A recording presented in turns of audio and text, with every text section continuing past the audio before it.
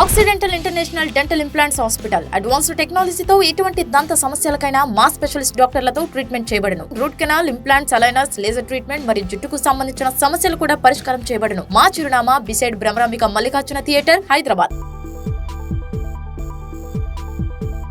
Hello everyone, this is Dr. Madhuri, periodontist and implantologist, founder of Occidental. So ఈ రోజు మనము bad breath కి reasons, treatment అవి brief గా తెలుసుకొని సో న్యాచురల్ గా హోమ్ రెమెడీస్ ద్వారా అది ఎలా పోగొట్టుకోవచ్చు అనేది మనం తెలుసుకుందాం. సో జనరల్ గా బ్యాడ్ బ్రీత్ కి 60 to 70% డెంటల్ ప్రాబ్లం అవుతాయి, 30% అనేది మన జనరల్ ప్రాబ్లం ఉంటుంది అనమాట. సో ఒకసారి ఓరల్ గా ప్రొఫైలాక్సిస్ చేయించుకొని ఫిల్లింగ్స్ అన్ని అయిపోయిన తర్వాత కూడా బ్యాడ్ బ్రీత్ వస్తుంది అంటే అది ప్రాపర్ డైజెషన్ అవ్వకపోయి ఉండొచ్చు, లేదు అంటే గ్యాస్ట్రిక్ ప్రాబ్లం అయినా అయ్యి ఉండొచ్చు, లేదంటే ఇంకేదైనా మనం వాడే మెడికేషన్ వల్ల అయ్యి ఉండొచ్చు. సో ఇప్పుడు ఇండైజెషన్ ప్రాబ్లం కానీ గ్యాస్ట్రిక్ ప్రాబ్లం వల్ల వచ్చే బ్యాడ్ బ్రీత్ని ఈజీగా సింపుల్ మెథడ్లో ఎలా ఇది చేసుకోవాలనేది మనం చూద్దాము. సో దానికి ఏంటి అంటే మనం ఫైబర్ ఫుడ్ అనేది ఎక్కువ తీసుకోవాలి. ఫైబర్ ఫుడ్ అనే కల్లా మనకి వెజిటేబుల్ జ్యూస్ అనేది అందరూ టైం కావచ్చు, అక్కడ ఉన్న ఫెసిలిటీ అంటే ఇప్పుడు కొంతమంది హాస్టల్లో ఉన్న వాళ్ళు కావచ్చు, అక్కడ సదుపాయాలు లేక తాగకపోవచ్చు. సో అలాంటి వాళ్ళకి ఒక వరం అని చెప్పుకోవచ్చు సబ్జా సీడ్స్. మీరందరికీ తెలుసు సబ్జా సీడ్స్ అనేది చాలా ఈజీ, అంటే దాన్ని తాగటం అనేది, దాన్ని ప్రాసెసింగ్ అనేది చాలా ఈజీ అనమాట.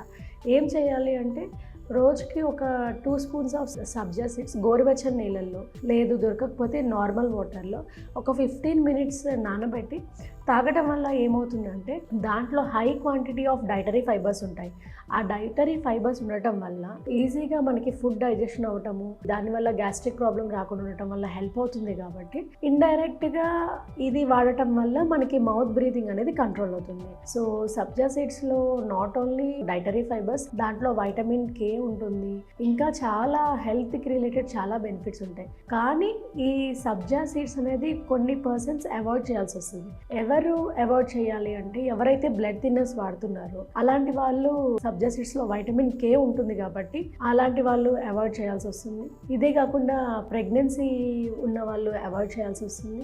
అండ్ కిడ్స్, సో దాని సబ్జా సీడ్స్ ఏంటి అంటే ఉన్న సీడ్ కంటే అది 50 to 100 టైమ్స్ అది పెరుగుతుంది కాబట్టి చోకింగ్ ఎఫెక్ట్ అనేది వస్తుంది. అలాంటప్పుడు ఫీడింగ్ అంటే చిన్న పసిపిల్లలకి అవాయిడ్ చేయాలన్నమాట. సో ఇది ఎక్సెస్ అనేది తీసుకోకూడదు, only 1 to 2 table spoons per day అనేది వాడాలి. అది కూడా ఎక్కువ బెనిఫిట్స్ ఎప్పుడు ఉంటాయి అంటే మనం మార్నింగ్ లేవగానే తాగటం వల్ల చాలా బెనిఫిట్స్ ఉంటాయి. నాట్ ఓన్లీ మౌత్ బ్రీతింగ్, అది వెయిట్ లాస్ అవ్వాలన్న వాళ్ళకు కూడా చాలా యూజ్ అవుతుంది. ఇదే కాకుండా మనము లూజ్ మోషన్స్ కానీ వామిటింగ్ అయ్యే వాళ్ళు టెంపరీగా ఫ్యూ డేస్ అవాయిడ్ చేయడం అనేది బెటర్. మౌత్ బ్రీతింగ్కి మనం చేసే డెంటల్ రిలేటెడ్ ట్రీట్మెంట్ కాకుండా ఇలాంటి హోమ్ రెమెడీస్ ఎన్నో ఉన్నాయి. ఇదే కాకుండా ఇంకా ఫర్దర్గా మౌత్ ఆర్డర్ వస్తుంది మా ట్రీట్మెంట్ తర్వాత కూడా అనుకున్న వాళ్ళు మా ఆక్సిడెంటల్లో కమెంట్ రూపంలో కమెంట్ చేస్తే మీ ప్రాబ్లాన్ని బట్టి సో ఏ విధంగా సొల్యూషన్ అనేది చూస్తామన్నమాట. Thank you.